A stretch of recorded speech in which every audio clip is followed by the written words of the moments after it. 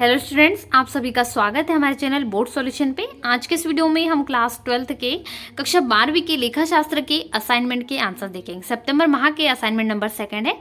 इसके सारे क्वेश्चंस के आंसर हम देखेंगे। चलिए शुरुआत करते हैं सभी क्वेश्चंस के प्रश्नों के उत्तर को देखने के लिए।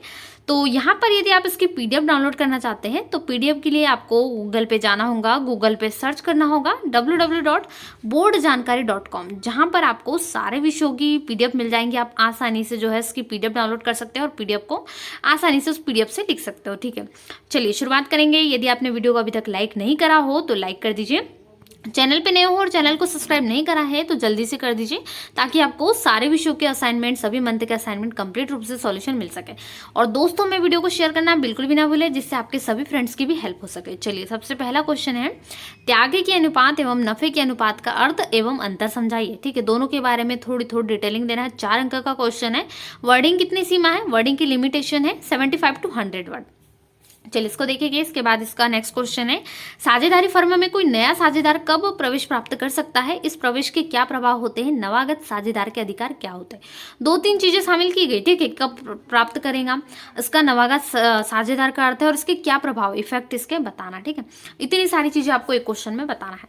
तीसरे क्वेश्चन में आपको क्या है, जो अनुपात के साझेदार है 2 व्यक्तियों के नाम है शंकर और मंगल। ठीक है, इन्होंने एक फर्म में जो है कुछ अनुपात में काम किया, शुरुआत की, कोई व्यवसाय की और साथ में है साझेदार है। दोनों को मतलब लगभग प्रॉफिट है, लेकिन इनका प्रॉफिट का अनुपात 3:2 है, मतलब 3:2 है।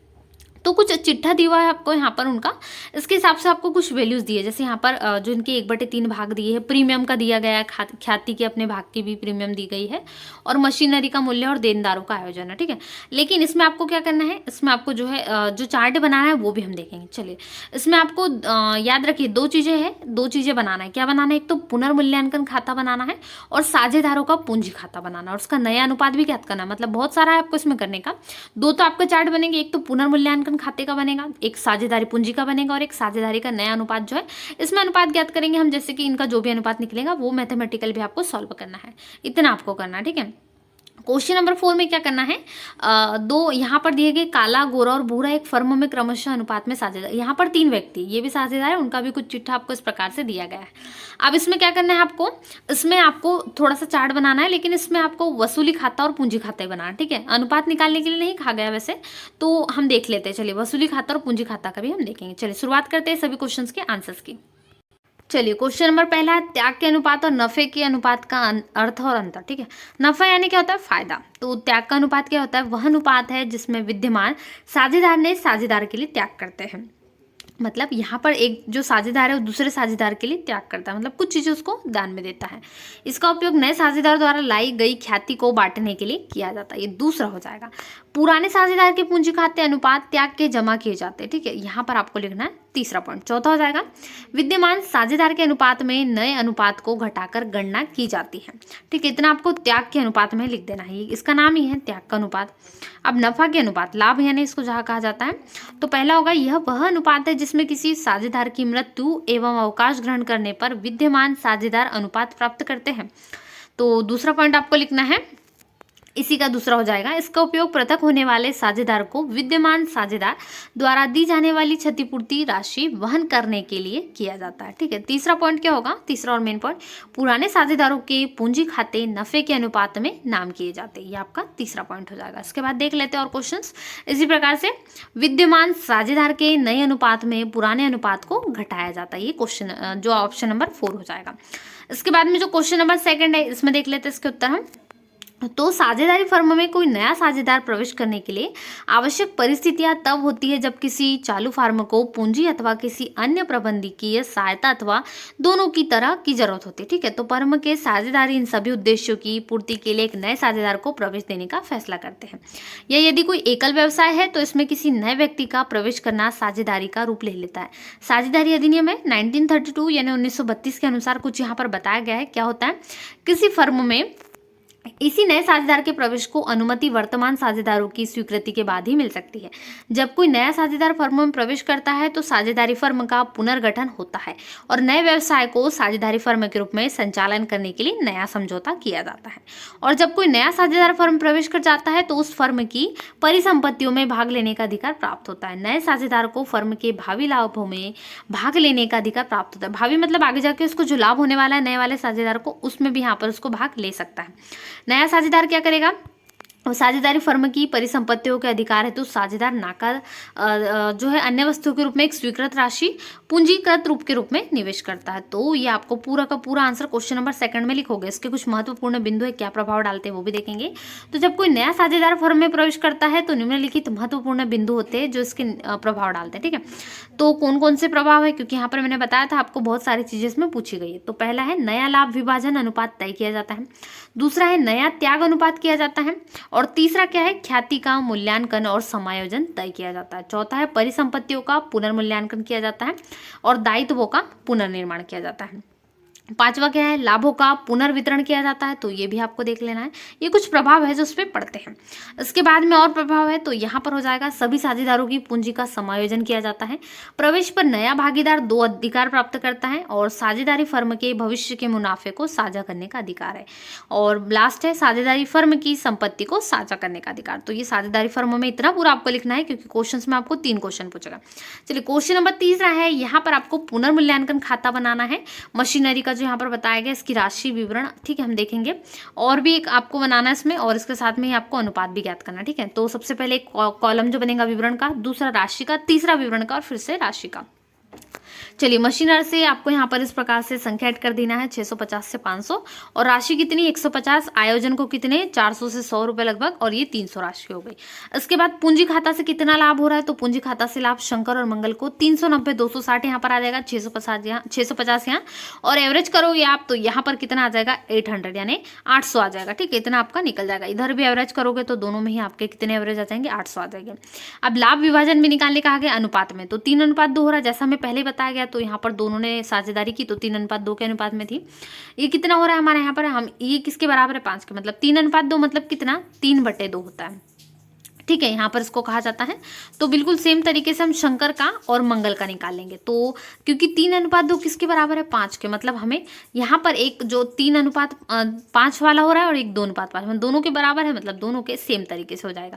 तो 3/5 और 2/5 संख्या 390 और 260 आपका निकल जाएगा। यही लाभ हमने कॉलम में करा। तो ये आपको लाभ विभाजन भी करना था। दूसरा कॉलम भी आपको इसी में बोला गया साझेदारों का पूंजी खाता बनाने के लिए।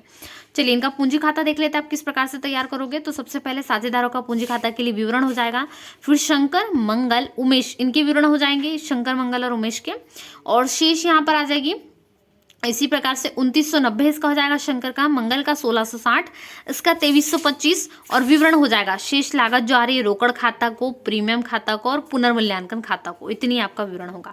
तो सबसे पहले यहाँ पर शेष लागत जो हो जाएगी 2000, रोकड़ खाता को भी इसी प्रकार से यहाँ पर हो जाएगा 600, प्रीमियम के लिए हो जाएगा 600, ठीक है, रोकड़ के लिए यहाँ पर 2000 और पुनर्मूल्यांकन के लिए 390। इसी प्रकार से मंगल के लिए भी सेम 1000, 400 और 260, कुल मिलाकर 1660 हो जाएगा किसका, मंगल का, और शंकर का कितना 2990। इसी प्रकार से उमेश का 2325 ही है तो ओनली 2325 हो जाएगा। सेम प्रकार से यहाँ पर भी हमने ऐड कर दिया। अब अनुपात हम निकाल लेंगे। तो 3:2 तो आपको दिया गया किसके बराबर 5 के, क्योंकि 3:2 कितना 5 हो जाएगा। उमेश को कितना 1/3 भाग मिल रहा है, क्वेश्चन में दिया गया है। तो माना कि फर्म का कुल हिस्सा 1 है, हम किसी भी चीज को 1 कंप्लीट मानते हैं तो 1 है। इसमें से शेष यानी कि उमेश का हम घटा दे तो कितना बच जाएगा 2/3 हिस्सा बचेगा, क्योंकि उमेश का पहले से 1/3 दिया है। तो अब शंकर मंगल का नया अनुपात निकल जाएगा। ठीक है, शंकर का नया अनुपात, मंगल का नया अनुपात और उमेश का, क्योंकि 1/3 पहले से दिया।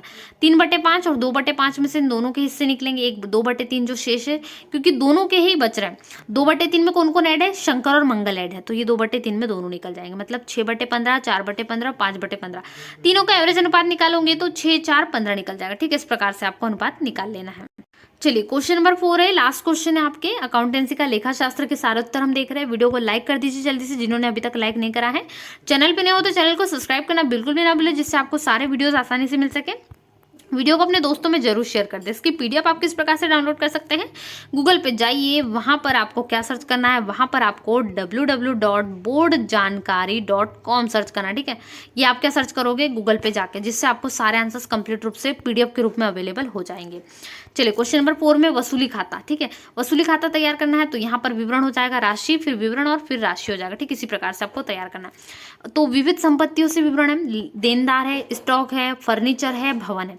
16,000 देनदार, 15,000 स्टॉक है, 19,000 फर्नीचर और 38,500 का भवन। कुल राशि 88,500 यहाँ पर लिख दी है। इसी प्रकार से विविध दायित्वों का फिर लेनदार है, संदिग्ध ऋण प्रावधान है, रोकड़ बैंक खाता है, इसको वसूली है, देनदार है, स्टॉक है, फर्नीचर और भवन है, ठीक है। यहाँ पर आ जाएगा। इसमें मैं आपको राशियां बता देती हूँ किस प्रकार से लिखोगे। सबसे पहले आप लेनदार के लिए 24,000 राशि इधर हो जाएगी, देनदार के लिए 14,700, स्टॉक के लिए 14,400, 18,000 यहाँ पर फर्नीचर के लिए और 41,500 किसके लिए, भवन के लिए। ये कुल मिलाकर यहाँ पर 88,200 लिखा जाएगा, ठीक है। इधर देख लेते दूसरे में रोकड़ बैंक खाता से, तो भुगतान यहाँ पर लेनदार है 23,000 का, विघटन व्यय है 1,000 का, 24,000 यहाँ पर कुल राशि है। पूंजी खाता से लाभ, पूंजी खाता से लाभ है काला, गोरा और भूरा को 80 और काला और गोरा को दोनों को 80 और भूरे को 40, ठीक है। तो 200 यहाँ पर आ जाएगा। मतलब कितना हो जाएगा, यहाँ पर आपको लिख देना 1,12,700, ठीक है। इतना आपका टोटल वैल्यू निकल रही है 1,12,700। सेम प्रकार से यहाँ पर भी हो रहा है 1,12,700, मतलब दोनों वैल्यू बराबर से निकल गई है। तो ये आपको इस प्रकार से लिख लेना। चलिए इसके बाद आपको जो है विभाजन भी बोला गया है, उसके बाद साझेदारों का पूंजी खाता। तो विभाजन 2:2:1 में, तो 2 और 2 4 और 1 5 हो जाएंगे, ठीक है। तो मतलब कुल 5 है, तो 2/5 हो जाएगा, 3/5, 2/5 फिर से और 1/5, क्योंकि 2 बार 2 आ रहा है। तो 80, 80 और 40 लाभ नहीं, हमने जो कॉलम में ऐड करा ये वही है। इसके बाद साझेदारों की पूंजी खाता, ठीक है। इसको अच्छे से तैयार कर लीजिए, सारे क्वेश्चंस के आंसर को अच्छे से लिखे। विवरण हो जाएगा सबसे पहले, फिर काला का, गोरा का, भूरा का और ये विवरण इसी प्रकार से काला, गोरा और भूरा का आ जाएगा।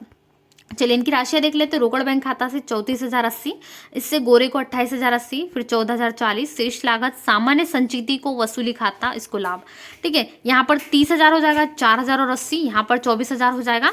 उसी प्रकार से नीचे में 4,000 और 80 आ जाएगा। यहाँ पर अगले में क्या हो जाएगा 12,000 और 2,000 और यहाँ पर कितना आ जाएगा 40, ठीक है। इतना आपको तैयार करना है। तो कुल यहाँ पर हो जाएगा 34,080, 28,080, 14,040, 34,080, 28,080 और 14,040। ये इनका कुछ यहाँ पर आपको साझेदारी का पूंजी खाता तैयार हो जाएगा। इस प्रकार से आज के इस वीडियो में हमने सारे क्वेश्चंस के आंसर देखे, क्लास 12th के लेखा शास्त्र के यानी यहाँ पर अकाउंटेंसी के सभी प्रश्नों के उत्तर देखे। असाइनमेंट सितंबर माह का असाइनमेंट है।